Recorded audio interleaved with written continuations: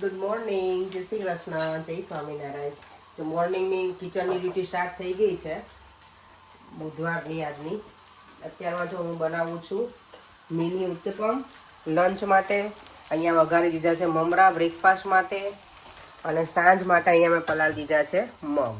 આટલું રેડી કરી દીધું છે અત્યારમાં. અને આજે છે ને મમરા આ છે કોલ્હાપુરી, મને આ બહુ જ ગમે. આ થોડુંક આમ મજા આવે કે મમરા ખાતા હોય ને એવું લાગે. પેલા મમરા છે ને એવું લાગે કે મોઢું ના ભરાય, આમાં થોડાક જાડા હોય ને તો મજા આવે ખાવાની મમરા. આ એકચ્યુઅલી આ બધા કંઈ આના ભેળના મમરા છે, પણ મને આ એમાંય ગમે ખાવા. સવારમાં છે ને અંકિતાના ઘરેથી તુલસીમાં લીધા છે, એને સરસ મને રોપ કરીને આપ્યા છે. જો ઘરે જઈને હવે પ્લાન્ટિંગ કરીશું. આજે તો નહીં થાય, મારે હજી એનું કમ્પોઝ લાવવાનું છે ને એટલે. પણ આઈ હોપ કે હવે તુલસીમાં ગ્રો થાય મારા સરસ. ઓ માય ગોડ, આજનો દિવસ એટલો મસ્ત છે ને, બીચ ઉપર જવાનું એટલું સરસ વેધર છે. અહીંયા જો બધા મ્યુઝિક લગાવીને એન્જોય કરે છે. અને આ બાજુ ડિસ્યુમનું ચાલુ છે. હવે બહાર બધા જો લંચ લેવા બેસી ગયા છે. ચલો હું નીકળી છું બહાર. સલૂન માટે ગ્લાસ જોઈએ છે ને તો લેવા માટે. કાચના કપ હોય ને બધા તૂટી જતા હોય એટલે લેવા જાઉં છું. અને જો અહીંયા સમર હેડ કેટલી સરસ છે છોકરાઓ માટેની, મસ્ત મસ્ત બધી.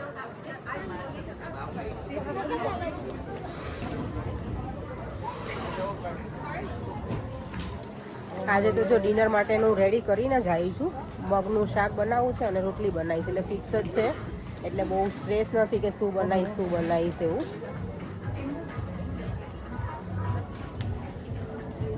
ચલો આજે માર્કેટમાં કંઈ નવું દેખાતું છે નહીં, તો હું સીધી ગ્લાસ લેવા જતી રહું ને પછી જઈશ સલૂનમાં.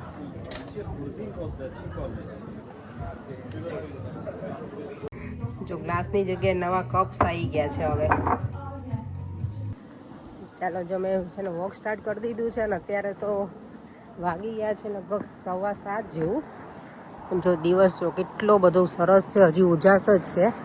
અને બધી બાજુ જો ગ્રીનરી ગ્રીનરી ને ગ્રીનરી જ છે. અહીંયા બર્ડ્સના અવાજ એટલા સરસ સંભળાય છે ને.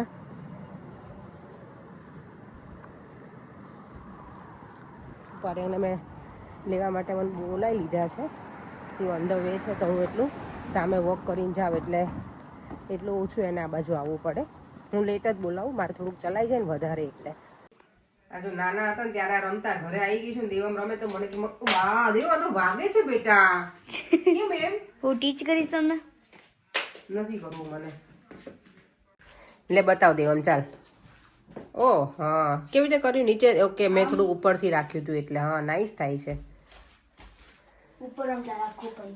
આ ઉપર ન જવા દેવાના, કર ખબર ને તને ડેડી પછી.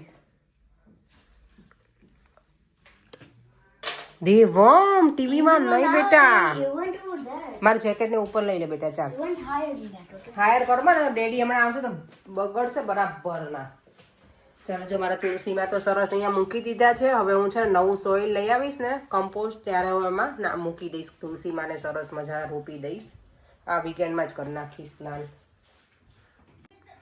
ચલો જો ડિનર થઈ ગયું છે રેડી. મગનું શાક, રોટલી, અને આજે તો મેં કેટલા બધા અથાણા લઈ લીધા છે. રીંગ મરચાંનું છે, કેરીનું, ગાજરનું, કાકડી, ઓનિયન અને છાશ. આ તો મારે પીવી જ પડશે, 2-3 દિવસથી પીધી નથી ને એટલે. દેવામને તો જો અહીંયા એટલી રમવાની મજા આવે ને ભવ્ય જોડે. નહીં દે ભવ્ય, તને દેવને મજા આવે છે ને? ઓકે પ્લે કરો.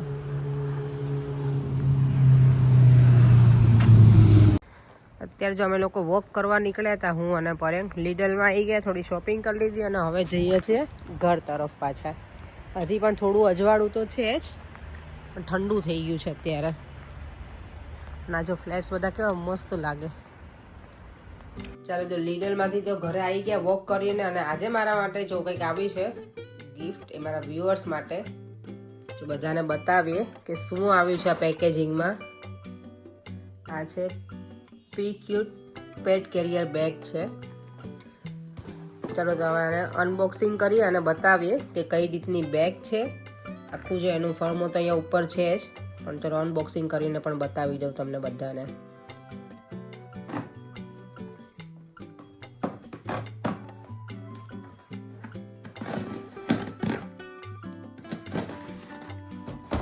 બેગનું અનબોક્સિંગ થાય છે. ચલો તો આ બેગ છે ને કેટલી મસ્ત છે. આ બેગ એ લોકો માટે છે જેના ઘરે પેટ્સ હોય એ લોકો માટે બહુ જ સરસ છે બેગ. ક્યાંય પણ જવું હોય તમને બહાર તો બધી જગ્યાએ છે ને પેટ્સ આ લોકો અલાઉડ ના કરે, મોલમાં કે શોપિંગ સેન્ટરમાં કે કોઈ ફૂડની શોપમાં કે એમાં. તો બેગમાં તમે રાખેલું હોય ને પેટ્સ તો તમે ઇઝીલી ટ્રાવેલ કરી શકો કોઈ પણ જગ્યાએ. જો આ પેટ કેરિયર બેગ છે ને તમે કેવી રીતે એસેમ્બલ કરવાનું એ પણ આ છે. ઇઝીલી આપણે એસેમ્બલ કરી શકીએ અને પાછું એને અનફોલ્ડ પણ કરી શકીએ તો ટ્રાવેલમાં પણ ઇઝી રહી શકે આપણને આ. ચાલો તો આને પહેલાં પ્રોપર હું એસેમ્બલ કરી લઉં અને પછી તમારી જોડે શેર કરું. તો બેગ છે ને એસેમ્બલ કરી નાખી છે. એકદમ ઇઝી છે અને જો એકદમ મસ્ત પેટ ફ્રેન્ડલી છે. ગમે તે આપણે ઇઝીલી કેરી કરી શકીએ કોઈ પણ પેટ હોય તો. અને સ્પેશિયલી કોઈ ડરતું હોય ને પેટ્સથી તો એ લોકો માટે તો આ બહુ જ સારું છે કે બેગમાં તમે બધી જગ્યાએ કેરી કરી શકો. બેગ થઈ ગઈ છે એકદમ મસ્ત રેડી. અને આ બાજુ પણ સરસ છે એર સર્ક્યુલેશન માટેનું. અહીંયા પણ છે બંને સાઈડ. તો તમે ક્યાંય પણ જગ્યાએ લઈ જાઓ શોપમાં કે એમાં તો વાંધો ના આવે. એકદમ ઇઝીલી તમે એની સાથે ટ્રાવેલ કરી શકો તમારા પેટ સાથે. ઘરે મૂકીને પણ તમને ના જવું પડે કારણ કે અમુક જગ્યા એવી છે કે તમે ના લઈ જઈ શકો. પણ આ બેગ હોય તો તમે ઇઝીલી બધી જ જગ્યાએ ટ્રાવેલ કરી શકો. અને છે ને એકદમ સરસ ક્વોલિટી પણ એકદમ મસ્ત છે આની. ગમે એવી છે બેગ. ટચ કરીએ ને તો પણ. ચલો મારા કોઈ વ્યુઅર્સ હોય કે જે મારા વિડીયો જોતા હોય અને પેટ ફ્રેન્ડલી હોય, તમારા ઘરે કોઈ પેટ્સ તમે રાખતા હોય અને જો તમને એવું હોય કે તમારા પેટને ક્યાંક બહાર લઈને જવું છે તો એકદમ મસ્ત બેગ છે. તમને જો ઓર્ડર કરવી હોય તો નીચે હું મારા ડિસ્ક્રિપ્શન બોક્સમાં આની લિંક આપું છું, એના પર ક્લિક કરો અને બુક કરાવો. જો આ પેક્યુટ કેરિયર બેગ્સ છે ને એકદમ ઇઝીલી બધી જગ્યાએ તમે ટ્રાવેલ કરી શકો તમારા પેટ સાથે. આમાં કોઈ નોટમાં આપેલું છે. જો કેટ પણ છે અને ડોગી પણ છે, લિટલ પપી ને બધા. જો આ પેક્યુટની વેબસાઇટ ઉપર જાઓ તો એમાં અલગ અલગ બધું તમને પેટ્સ ફ્રેન્ડની જે પણ વસ્તુ જોતી હોય ને બધી જ મળી રહેશે.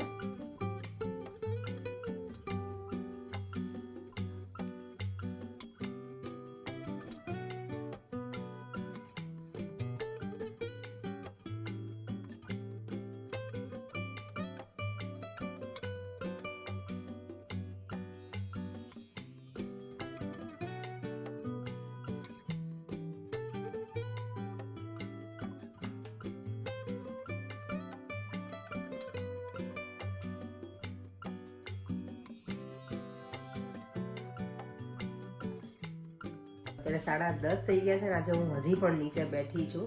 પરેંગે સુવા જતા રહે હમણાં જ. દેવમ તો ક્યારનો જતો રહ્યો છે.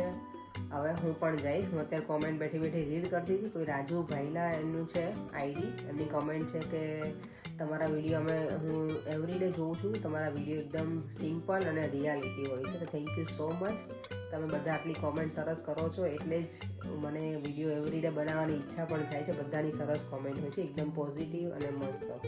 થેન્ક યુ સો મચ બધાને કોમેન્ટ કરવા માટે. અને ગઈકાલનો જે વઘારેલો રોટલો બનાવ્યો હતો ને એમાં બધાને બહુ જ ગમ્યું છે. ઘણા બધા તો એવી કોમેન્ટ કરી છે કે અમને પણ મન થઈ ગયું ખાવાનું એમ. અને ઘણા બધા વ્યુઅર્સે મને એવરી ટાઈમ કોમેન્ટ કરતા હોય છે કે તમારું જમવાનું તમે સરસ બનાવો છો કે જોઈને ઈચ્છા થઈ જાય ખાવાનું. થેન્ક યુ સો મચ બધાને. રેસીપીઝ બધાને ગમે છે. ઘણા બધા વ્યુઅર્સે બધી અલગ અલગ રેસીપી પણ માંગતા હોય છે. હું જ્યારે જ્યારે બનાવી હવે હું એવું જ ટ્રાય કરું છું કે હું કંઈ પણ નવી વસ્તુ બનાવું ને હું એની આખી રેસીપી આપવા માટે ટ્રાય કરું છું કે તમને લોકોને પણ પછી એવું ના થાય કે હું રેસીપી આપતી નથી અને ફરી વાર તમે જ્યારે માંગો ત્યારે બહુ ટાઈમ પછી પાછી બનાવવાની હોય. એટલે હવે હું જ્યારે પણ કંઈક નવું બનાવીશ ને ત્યારે તમને લોકોને રેસીપી હું આપતી જ રહીશ. તો થેન્ક યુ સો મચ બધાને. ચાલો ફરીથી મળીશું કાલે નવા વિડીયો સાથે. Bye bye. જય શ્રી કૃષ્ણ અને જય સ્વામિનારાયણ. અને જો વિડીયો ગમે હોય તો લાઈક, શેર અને મારી યુટ્યુબ ચેનલને સબસ્ક્રાઈબ કરવાનું ના ભૂલતા. બાય.